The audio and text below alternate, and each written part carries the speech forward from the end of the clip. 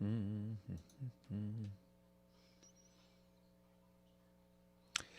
guys know the deal. Doing a little recording right now, so yeah, I'll skip the preamble. I like this one. It's good too. It's actually one of the more important ones. We don't talk about it enough because it's when I talk about boundary enforcement. You guys have heard me say it all the time, where it's the only things that you have are your attention, your affection, and your commitment, and you pull them commensurate with whatever the boundary was that was crossed, right? And it seems like a very simple thing, but it actually took a lot of work to get there. And this is kind of where, I don't know, it'd been a couple years at this point, I think, from when we started it. Like, how old is this one? It's like 6 years ago now. So it was probably like 7 years ago. And all these guys were trying different things. Like, hey, what's going on, King Cole? Guys were trying, like when their wife acts crappily to them, what do they do to not reward bad behavior? And so guys tried all kinds of things. There was some ham-fisted stuff. There was some too subtle stuff that didn't have an effect. And it eventually, like the term of outcome independence kind of got solidified around this point. So I enjoy this one. It's a very simple one. I think there's outcome independence, and another great thing about handling text messages and emails and that shit like that. So I think I'll enjoy it anyway. Hey, what's going on, Broken Crown? John Watts. What is this? Oh, is Jack on right now? Well, go watch his stuff, honestly. Dude, I'm recording this thing. This is just me doing some work, and once this is done, I'm going to put it up on a mids watch thing. So, yeah, like I said, go watch somebody else's stuff right now. I highly encourage it, because for the most part, I'm going to be ignoring you guys during the main speech, right? So, plus, it's almost Christmas, so I switched the colors up here. Hey, what's going on, Twin? But you guys know the deal. I'll tune you out for a little bit, do the recording, and then we'll come back. A couple minutes of chit-chat. I have the next milestone, so 1, 2, 3, 4, 5, 6, 7 of them, of which I think I'm only going to do 6. And then once I'm done there, that's like, hey, what's going on, Roman? I think that's the gist, like the main thrust of, maybe not. The main thrust of like the basic bare bones, Ask Married Red Pill, mids watch type stuff. Then after that, I got another 40. But with these ones, I have to sort through them again because I have a feeling there's a few that kind of overlap. So it's probably going to be no more than 20, which puts the series all together at about 60, 70, which is more than usual. Because if you watch like Relationship Breakdown, Red Pill Coffee, they usually stop around 50 videos. Tune me out all you want. I have outcome independence. Now, you haven't missed anything retro games. I was about to get started here in a minute. I figured a couple minutes to chit around. And if you're watching this on Patreon after the fact, hey, welcome, guys. Like I said, I sporadically do these things live when I record, because I'm already recording the video. Might as well do it live, because then we can have a chance to chit-chat, and I can find maybe there's some points that weren't explained well, or, whatever. And this is kind of like nice. I always like giving you guys a reward when I can. Oh, good, he just finished. All right, so here's the thing. So this one's going to be called Did I Handle This Properly? I'm going to give it a start. You guys know the deal. Why is it called Mids Watch again? Oh, well, see, when I was in the military, I was a hard sea trade, which means like you don't have, it's about at least half of your career is spent at sea and the other half spent at shore. And they had me on a 1 and 2 rotation. If you guys don't know, there's 1 and 2, 1 and 3, 1 and 4. A 1 and 2 rotation means you work 1 on, 1 off, 1 on, 1 off, 24/7, 365, 7 days a week. And of all the shifts, there's the morning shift, which is 8 till noon, or technically 7:30 till 11:30, but the turnover was until noon. And then noon till 5, and then 5 till midnight, and midnight till 8. So the specific term for the midnight till 8 one is called the midnight watch, or the mids watch. I liked that one because even when we were doing shift work, you kind of follow the same strategy. You're just sitting in a quiet place. It's dark because everybody has to keep their night vision going. So maybe like a red light, that's it. It's chill. It's quiet. There's not a lot of traffic. For the most part, you're just like manning things unless there's emergency. And when I was working at the Network Operations Center, there was a lot of time. Like I got a degree done during this time. You'd listen to like old radio shows at this time, like CBC Radio 3. And yeah, I just liked it because it was like you're just quietly learning, listening to stuff, And I don't think they do that anymore. So it's just I try to get that whole theme as part of it. And that's why you guys notice the visuals are the way they are, very synth wavy in that. It's anyways, yeah, that's Midnight Watch. That's why it's called Mids. Been on a 7-day Twitter ban, almost done. Good for you. Him and Cappy grumping as usual. Yeah, those damn liberals are taking our guns. As if you know when I'm experiencing issues, then you make a video about it. These. Yeah, well, so here's the funny thing, Chester. I know a lot of guys. Every time I put out a video, there's at least like a half a dozen guys in chats or in DMs saying, did you know that I was going through this exact thing at this exact time? She did the exact video. And here's the fun part. No, I didn't. And every guy runs through the exact same shit. We're all basically interchangeable. There's maybe 3, 4, no more than 6 different archetypes of guys. Our misery is so scripted and formulaic that it makes anybody who's paid attention for any length of time look like a truth sayer.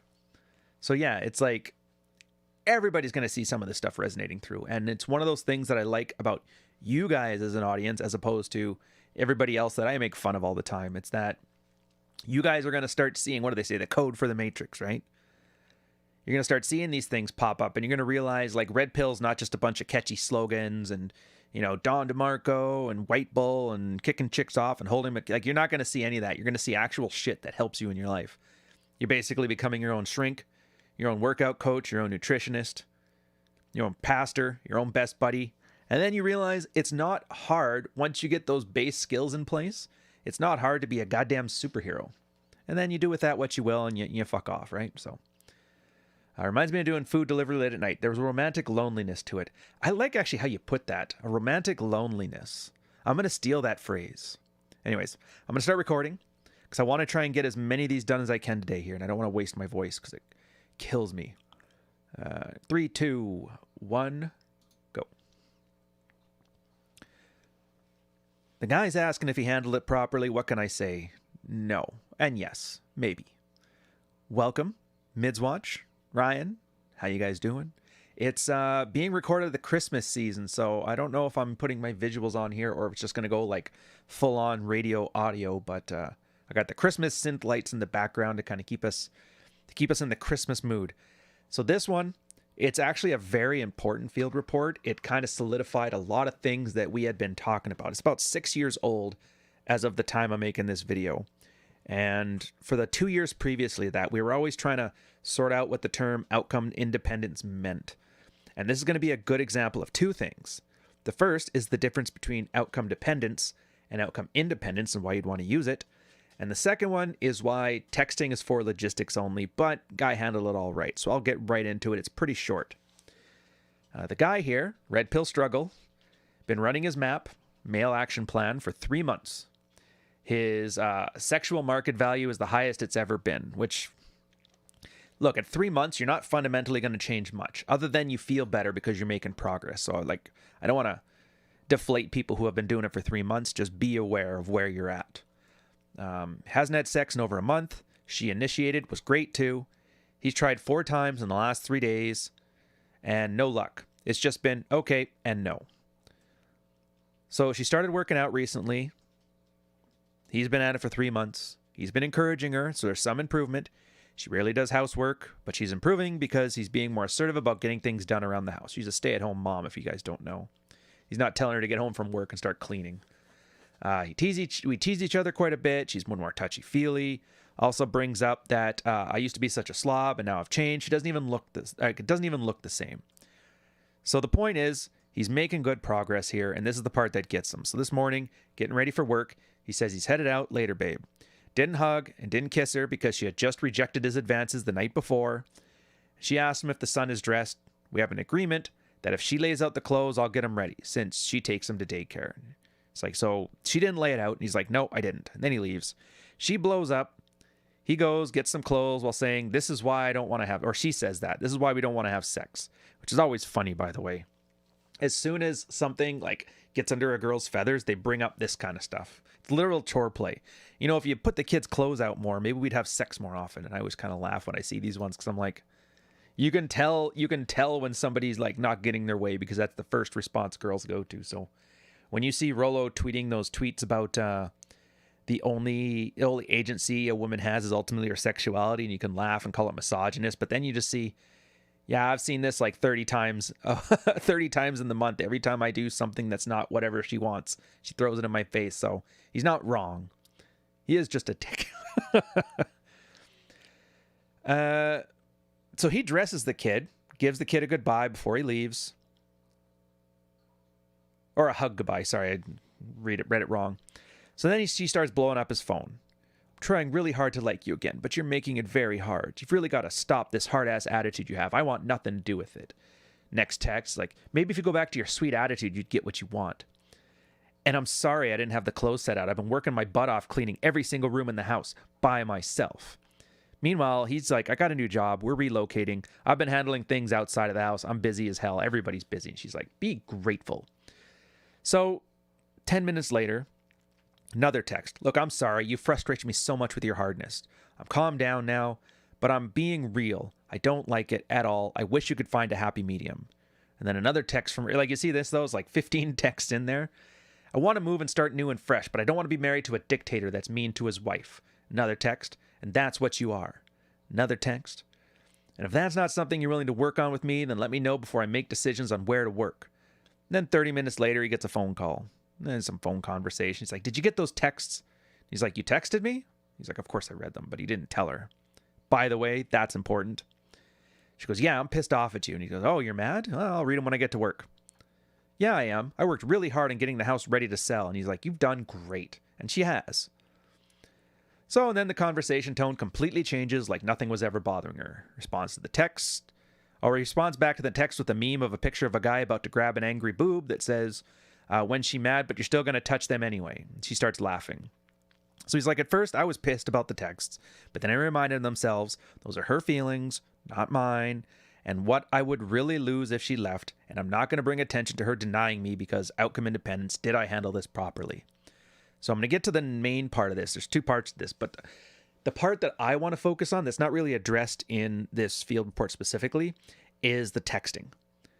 I have seen 100% examples of any guy who's ever had relationship problems, ever been in his girl's frame, has ever been a floor mat and then kind of got his act together, even mine to some extent.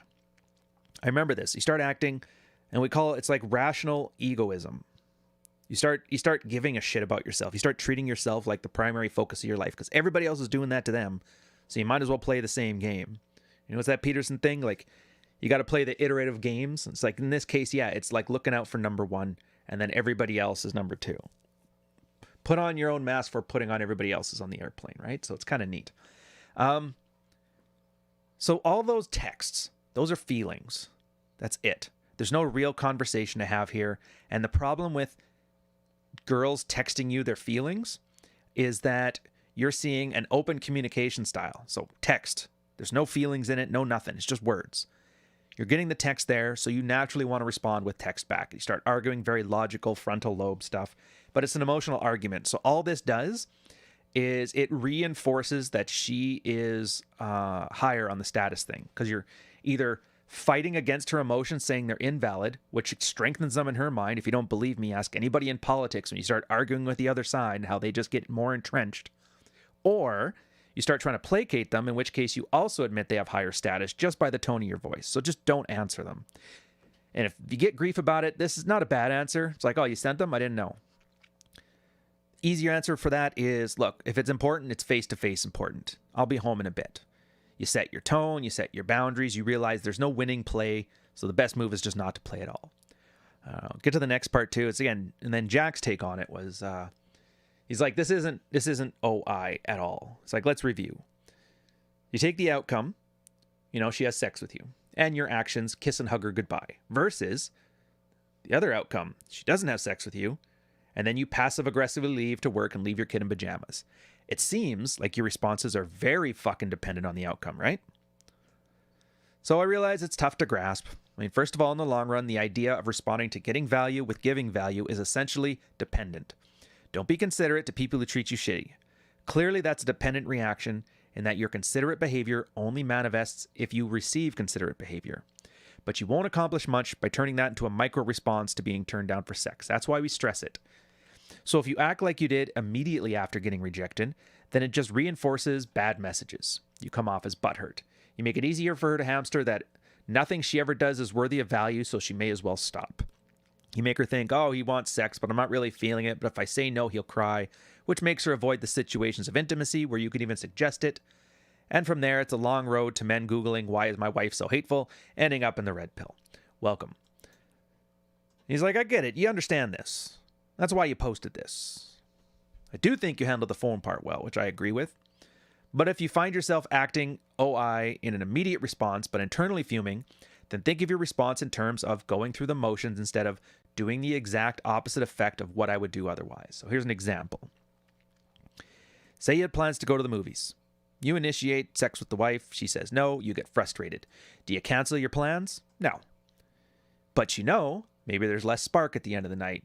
You don't try to make much conversation at the car. You give mostly a muted opinion of the movie afterwards. She wants frozen yogurt. You're like, nah, I'm not really feeling it. And I got to be honest, as I'm writing this, I'm playing it on pretty thick, but I'm trying to describe how withdrawing your attention doesn't manifest as an immediate counter response, but as a sort of subtle degradation in your enthusiasm. Because if you do it right, she may show up 10 minutes later in some lingerie and say, how about you come to bed now? Pause here because I'm throwing my own little commentary here. Absolutely right, by the way. You would not believe how many field reports have a guy who finally learns, like he calibrates his outcome independence and his withdrawal of his affection, attention, and commitment. And it ends up with responses like this. It's almost like you're getting a shit test and you're passing it. And everybody gets those wrong. Everybody thinks a shit test is when a girl's shitting on you, and it's not. A shit test is when a girl is feeling some attraction, but it's all like lizard brain stuff, limbic brain. And so her frontal lobe is trying to process it. So they throw out these little tests, bratty behavior, bitchy stuff, testing to see if you're as people would say, like the beta male. And if you pass that test, then she kind of creates a reinforcement feedback loop of attraction. And I know it sounds really weird and like artistic the way I put it there, artistic with a soft R, but it's true. So many times, my life, other people's life. Chick will get bratty. She'll start giving crap over text. You just ignore all that stuff. You keep doing your thing. You're not angry. You're not butthurt. You're just kind of like the opposite of love isn't hate, it's apathy. And so for outcome independence, instead of these passive aggressive things, these snipes, you just start becoming apathetic. And I know it seems weird. It's like you shouldn't have to. Yeah. Here's the thing. Once you got this stuff internalized, you're going to realize that's what you're naturally feeling anyway. When you want to smash, you and the wife, she shuts you down. Obviously, it doesn't feel great. Nobody likes getting turned down. Everybody gets that. But the natural, attractive way men respond to this is just kind of apathy. They kind of lose interest and they move on to do their own things. That's why I talk about, I call it the gym bag routine. It's an old thing about when a guy's are first learning to do his boundaries. Because for this exact reason, they do some butthurt, passive-aggressive stuff. Go to the gym 5 o'clock every day, for example. At 4:30 or at 4:45, you have your gym bag packed, everything's there, it's by the door. You go and you try and smash. And if your wife shuts you down, you shrug your shoulders, go pick up your bag, go to your gym. You already had something better to do. You're establishing that if they want your attention, or if she wants your attention, she has to provide value. But you're not dependent on it. You're not reactive to it. And I know it seems a little bit contrived, but I mean, they have to be. That's how you practice things. It's training wheels. And then so happens that, you guys end up smashing, having a great time. You still go to the gym anyway. But you see what you're doing here? You're detaching your dependence on the outcome from what you're trying to achieve here, which is happiness for yourself and a good relationship, all that stuff. And it's amazing to see it work. And it's horrible to explain, but once it works, it's just amazing. Back to Jack's thing. So he's like, and the reason it's effective with women is because this is how they interact. You mentioned your wife has an emotional affair, and I don't know, that was like an older field report. It's likely it was at least partially in response to your behavior. She'd probably argue over a legitimate issue, you'd get hostile and defensive, and she'd just sigh and say, okay, sure, whatever, let's just drop it. And any behavior has been cosmetically the same after each of those arguments, but there was always some subconscious reaction within her that eventually drove her away to the point where she found another man's attention appealing. So if you think your sex life is lackluster enough to be frustrated, then this is how it should manifest within you. The same sort of detached withdrawal, because just reflecting on what's happening is better. Anyways, you either detach to the point of divorce, or she finds you attractive enough to step up her frequency or enthusiasm. Your improvements will either make a difference, or they'll benefit you when it comes time to separate and find yourself single again. And is it any more complicated than that? So I'll end on this point. He's like, and this is, Jack and I agree 100% on this, which is, again, somewhat rare. It may help you to think about your life and marriage in this context. And in the meantime, as a minimum, maybe changing your kid out of pajamas in the morning shouldn't have a lot to do with this. Like that part too. Separate the child raising from the sexual attraction stuff. That's just a logistic issue. So again, and this is why a lot of guys don't like doing it. This is what the fight is. And it's because they're attached to something that doesn't exist, a fiction. They go, well, if I start getting despondent every time the girl starts shooting me down, eventually what's going to happen is we're just going to drift apart and then divorce, right? And I go, well, here, let me answer your question with another question. If you guys are so detached that you can't have a single conversation you haven't smashed in so long that you're basically not even friends or roommates, then maybe the marriage is already dead. Came up in the old pickup stuff. They call it the 2/3 rule. Text a girl 2/3 as much as she texts you. I'm sure you guys have heard of it, and everybody always gets that same argument. Well, what happens then if I'm just not texting her at all? It's like, well, you think that you killed the attraction, but the attraction was dead to begin with. So all that texting does is it helps you calibrate your investment based on the investment of the other person. Now, it almost never comes to this. That's why these are always hypothetical arguments against why it works. What happens is girls like attention. They like validation. They trade sex for it. That's kind of like the mating dance in a nutshell. Guys are horny. Girls are lonely. And once you start putting a value, a price on your attention, on your validation, she starts treating it as worthwhile. It's all limbic brain. This is not overly nobody's Machiavellian and calculating this stuff. I mean, you kind of are now, but you get the point. And so all you're doing is the parts of you that are attractive, you're making her work for them. Girls like a challenge. Same way that a guy likes a challenge. When you go pick up a girl, some of the most fun parts about it are that anxiety of not knowing. Is it a yes? Is it a no? I'm not sure. That uncertainty there. Very attractive for a guy. That's why guys love strange. Never thought about that from a girl's perspective, though, did you? Girls love it, too. And so you're kind of not only training yourself to start respecting the things about you that are valuable, the things about you that are attractive, you're also stop acting unattractive, and you start gaining outcome independence. So I hope you take that from this, and I hope you understand the point of it. And on that point, I'll catch you guys on the next one. Cheers.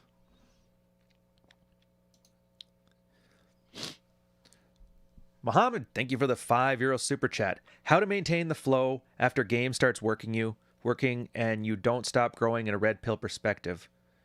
I'm not sure what exactly you mean by that. I don't know what the flow is either. I don't know. Instead of using the jargon, try using your own terms here. So if you're talking about maintaining the flow, it's generally instinctive. Like men and women, we have been sleeping together since we were cavemen. Got out of the trees. First thing we did, all right, let's smash. Let's smash on the grass. It's much better than doing it on a branch. We're like, yeah, sure, why not?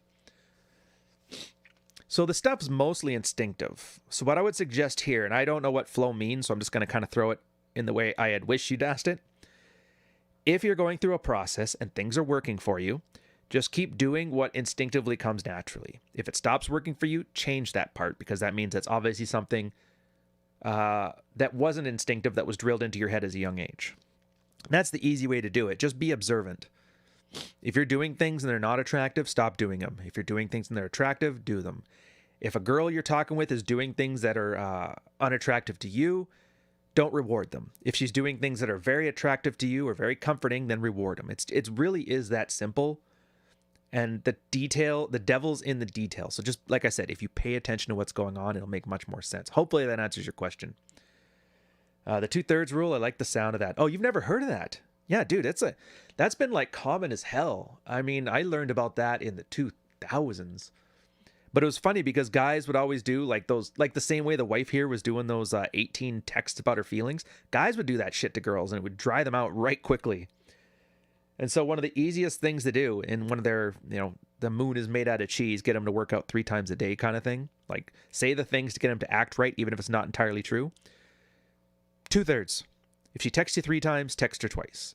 And then it helped guys because they had to send 1 text. So don't send all this shit. Just send something quick and funny. And they'd do that.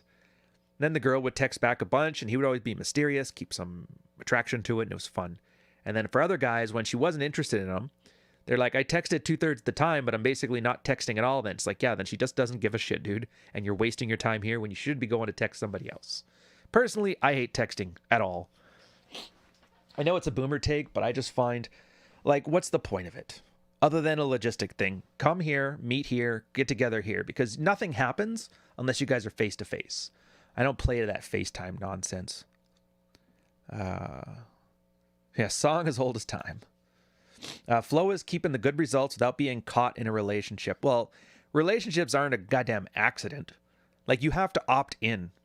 That's like, actually, you know what, to be fair, and this is kind of cheer you up too, the way you're saying you don't want to be caught in a relationship, picture how a girl says it just happened. That's what you're saying right there.